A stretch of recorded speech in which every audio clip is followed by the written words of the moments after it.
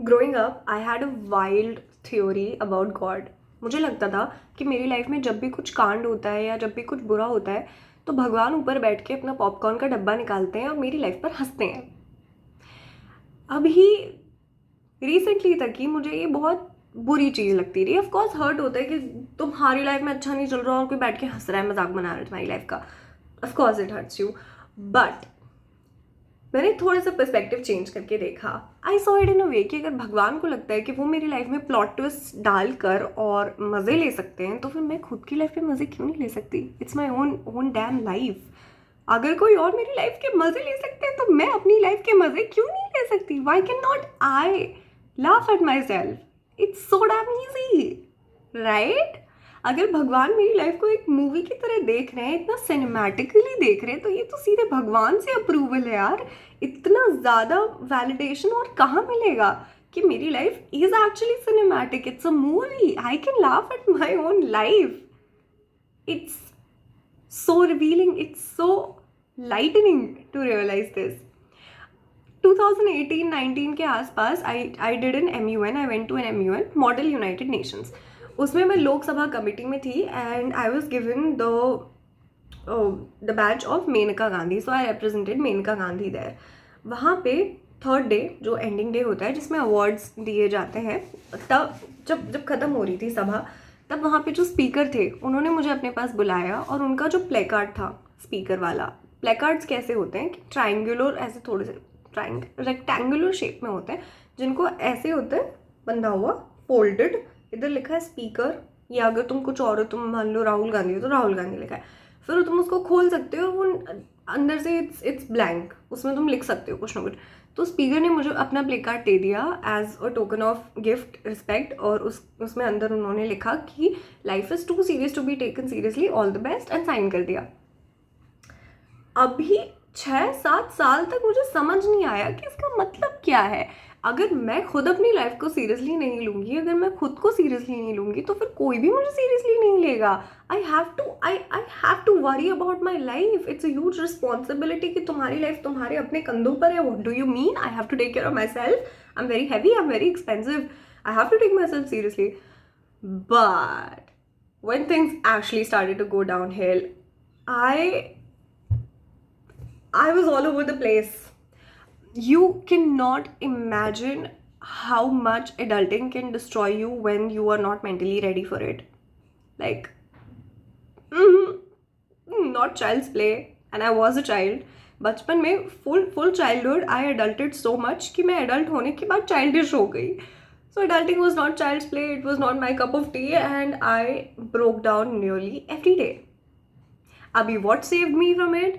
A realization कि if my life can be, अगर option है अवेलेबल कि मैं अपनी लाइफ को अनसीरियसली भी ले सकती हूँ, तो फिर क्यों नहीं. Why can I not just play my way through life.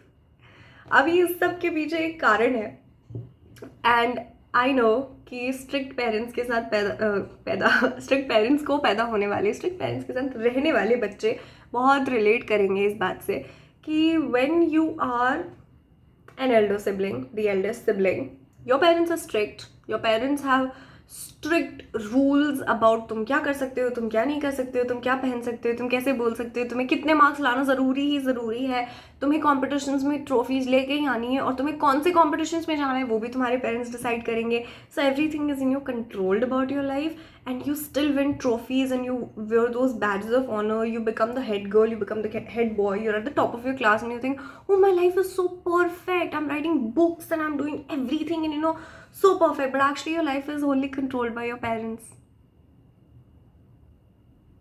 जब तक तुम अपने पेरेंट्स के ideals of good girl good boy पे चल रहे हो तब तक तुम्हें मिलेगा अनकंडीशनल प्यार. लेकिन जैसे ही you take a step out from it, you say कि मुझे खुद के लिए डिसाइड करना है यार, I don't want to be this, maybe this is not my idea of having a happy life, maybe I want to be what, a dancer, maybe I want to be an actor. अभी ये रास्ता मैंने लेके देखा था. I did tell my parents I wanted to be an actor, and I don't recommend it. I don't recommend telling your parents you want to be an actor. No, for your own health and security reasons. But I anyways did. I was stupid. I was I liked risks because इतना ज़्यादा controlling environment होता है तो फिर तुम्हें बस rules break करना मतलब आज़ादी. कुछ भी तुम्हारे ऊपर कोई भी रूल डाला जाता है, तुम्हें 8 बजे घर आना है, तुम भले 8:05 पे आओगे लेकिन तुम 8 बजे के बाद ही आओगे. You will break the rule because तुम्हें लगता है कि यही आज़ादी है. Your whole life becomes the series of performances कि तुम अंदर से सीख जाते हो कि अगर मैं प्यार कमाऊँ नहीं, if I don't become worthy of it, अगर मैं सर्विस, सैक्रिफाइस और परफॉर्मेंस से प्यार जीतूँ नहीं किसी का, तो मैं प्यार के लायक ही नहीं हूँ. You internalize this. In my household, it was way worse. मतलब अगर कोई नॉर्मल डे चल रहा है तो you have to be as sad as the men in the house. You have to be very aware. You have to keep notes of what is the mood of the men of the house. मतलब अगर पापा का mood आज ठीक नहीं है तो घर में किसी का मूड ठीक नहीं है. अगर पापा का मूड आज अच्छा है तो आज तुम सब कर सकते हो. You can ask for literally anything. मतलब नॉट लिटरली एनीथिंग, मतलब बट काइंड.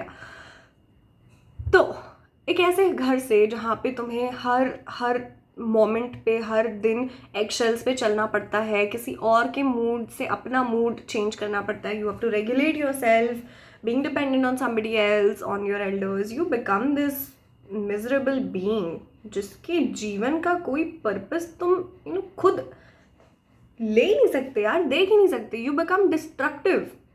अभी most of the Indian households have seen domestic labour.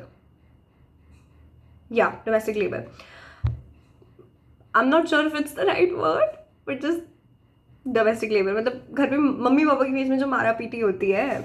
मुझे I am very sure I am going to regret saying this, but कभी कभी मेरी English ऐसे फिसल जाती है एंड माई माइंड मैं सही शब्द भी बोल रही हूँ फिर भी मेरा दिमाग ऐसे कॉम्प्रहेंड नहीं करेगा कि मे बी तुम सही बोल रही हो. मैं जाके डिक्शनरी में जब तक चेक नहीं कर लूँगी ना, मुझे तसल्ली नहीं होगी अंदर से. तो अभी ऐसे बोलते थे मम्मी पापा के बीच की मारा पीटी. जब ऐसा होता था तो I was what 7 or 8 years of age. उसके अब झगड़े चल रहे हैं, कौन है रिस्पॉन्सिबल? कोई भी नहीं है. एल्डर्स को तो सबको मजा आ रहा है कलेश करने में, सब भिड़ गए हैं. मैं 7-8 साल की बच्ची, मैं जाके पापा को रोक रही हूँ, पापा प्लीज ऐसे मत करो, मैं रो रही हूँ. और मम्मी को भी कंसोल कर रही हूँ, मम्मी रो मत यार, और मत भड़काओ, और मत बोलो. It happened, it keeps happening. तो छोटी सी उम्र से तुम सीख जाते हो कि तुम्हें दूसरों के इमोशंस को रेगुलेट करना है. एंड दूसरों को जब तुम खुश रखोगे तभी तुम प्यार के काबिल हो.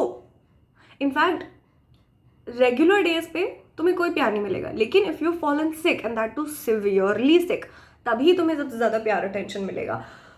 तो प्यार टेंशन नहीं, प्यार और अटेंशन. तो मेरे दिमाग में ऐसा रटा गया कि मुझे जो है बहुत ही सैड, बहुत ही मिजरेबल, बहुत ही बीमार रहना है ताकि लोग मुझे प्यार कर सकें. Yeah, I know it destroyed my life for what 7-8 years now. I had started harming myself in the process कि भाई मैं बीमार हूँ, भाई मुझे प्यार करो. I am so sick. I am yeah. So I was this pathetic until I finally realized कि जब तक मैं खुद को प्यार नहीं करूँगी, जब तक मैं ये finally understand नहीं कर लेती कि love is not something which is earned. तुम पैदा हुए, तुम प्यार, you're worthy of love. You can command love. You can just sit here and you can command it by loving yourself. तुम्हें किसी और के validation, किसी और के प्यार की ज़रूरत ही नहीं है. You can just sit here and be like, yeah, I love myself, yeah, and what about you?